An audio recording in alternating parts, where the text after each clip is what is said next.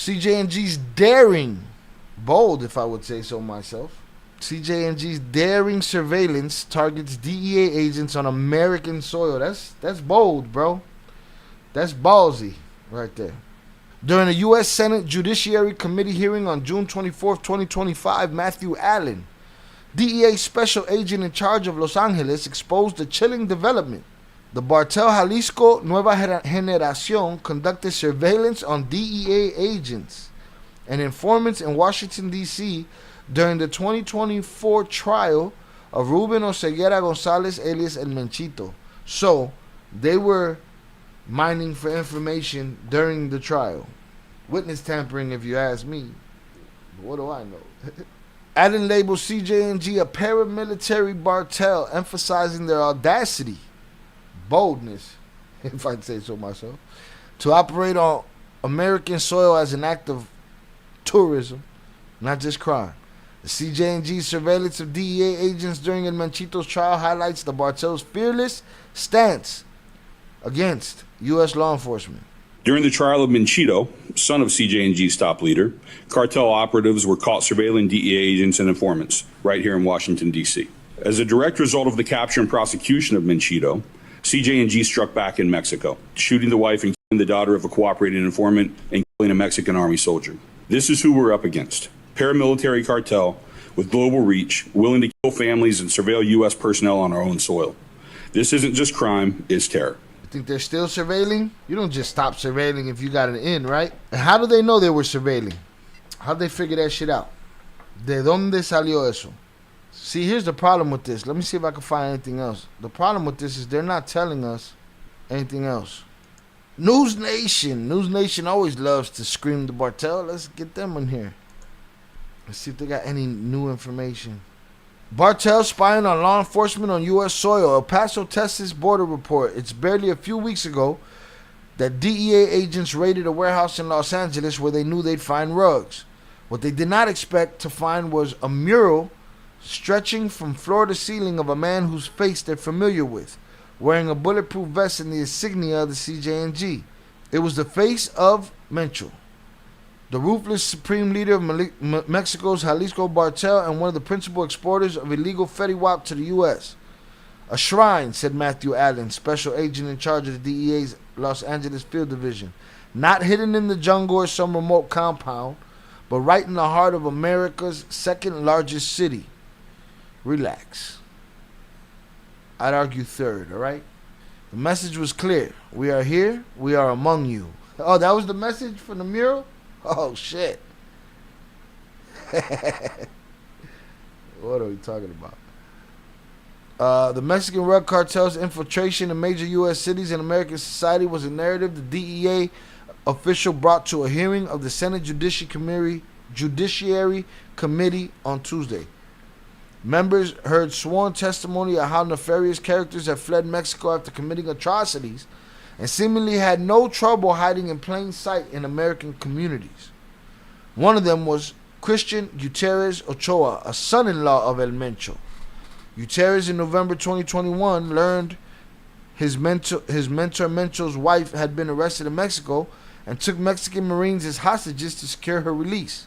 According to the U.S. Department of Justice, the scheme failed and put Gutierrez in the crosshairs of Mexico's military. Gutierrez faked his own unaliving and snuck into the United States. The DEA caught up with him last November in Riverside, motherfucker, California. It quickly came to our attention he was living in a gated community just down the street from the chief of police. Allen said he was living a life of luxury with luxurious watches, things of that nature, living life here in the United States. He was even sending his children to local schools, the DEA says.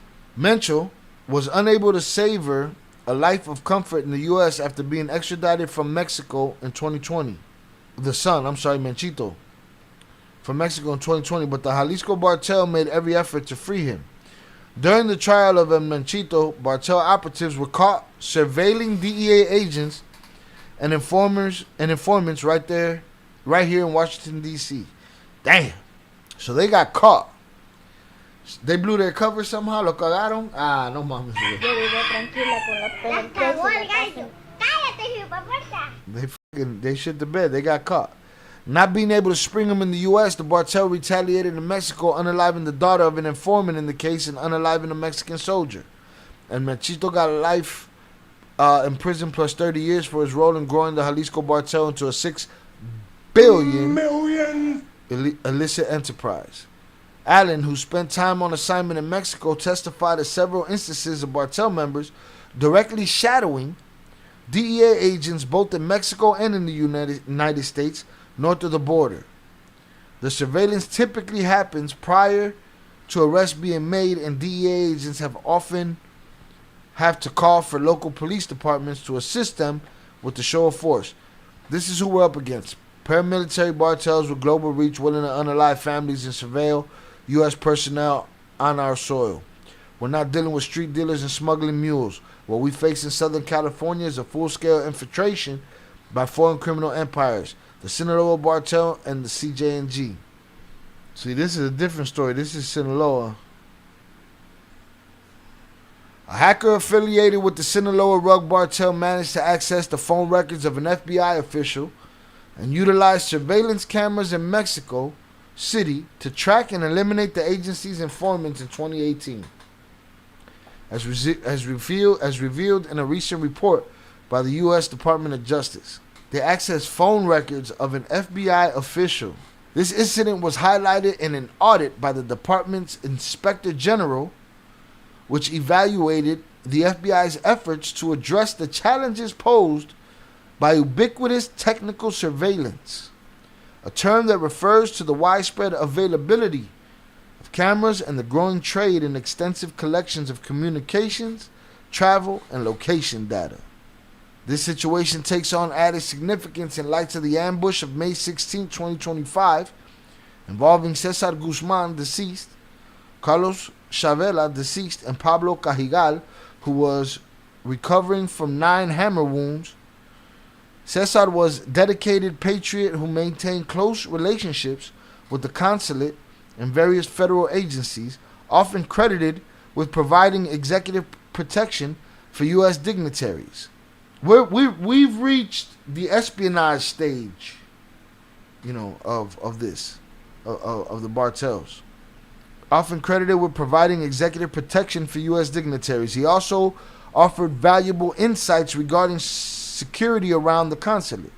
Given his trustworthy reputation for both Mexico and the U.S., one may wonder if the 2018 breach of cell phone records is connected to his ambush. As of now, there are no updates on the investigation, but the situation certainly warrants further inquiry. Let me understand this. A hacker affiliated with the cartel accessed the phone records of an FBI official and utilized surveillance cameras in Mexico to track and eliminate the agency's informants in 2018. The situation takes on added significance in light of the ambush involving Cesar Guzman, Carlos, and Pablo. Cesar was a dedicated patriot who maintained close relationships. Oh, so he got popped off in those records. No shit. Sinaloa Cartel used phone data and surveillance cameras to find FBI informants. Listen, this espionage shit is crazy, bro. I still have to look into the story about whatever war that was where they had the phones and the beepers full of explosives. That's some next level warfare shit right there. Alright? And that's what these fools is on, some espionage shit. Sinaloa Cartel used phone data and surveillance cameras to find FBI informants, DOJ says. The report said that the hacker worked for a cartel run by El Pocha, El Chapero himself. A reference to the Sinaloa Rug Cartel run by Joaquin Guzman, who was extradited to the U.S. in 2017.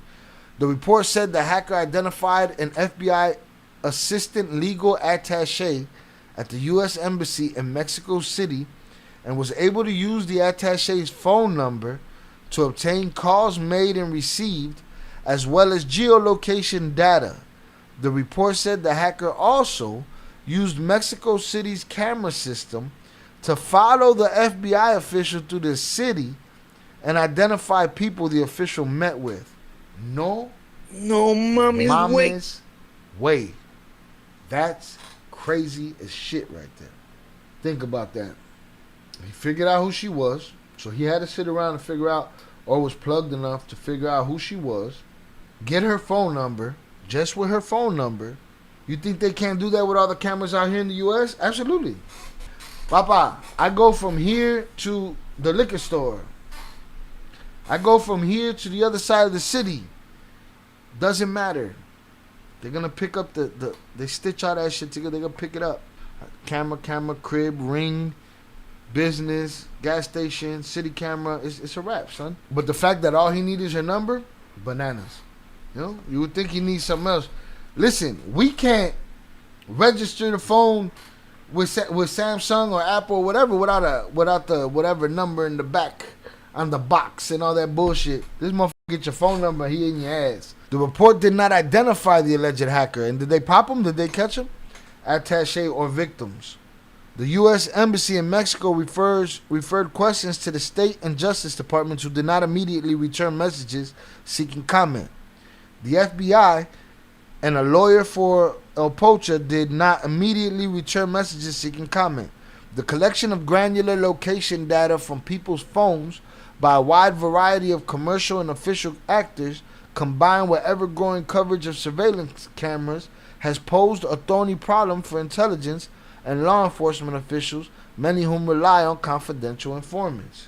Yeah, y'all ain't gonna be able to talk anywhere. The report said that recent technological advances have made it easier than ever for less sophisticated nations and criminal enterprises to identify and exploit vulnerabilities in the global surveillance economy. It said the FBI had a strategic plan in the works for mitigating those vulnerabilities and made several recommendations, including more training for bureau personnel. So evidently they caught his ass. So Buddy hacked and had access to all the cameras locally, had access to her phone and where she was moving, and her GPS. So all he had to do was watch the phones and watch the GPS and see who she was meeting with, and boom, done deal, smoke them, done deal, over with. That's how they found unalivers from ducks unaliving. What, they stitched together all the cameras? Yeah, I did see that.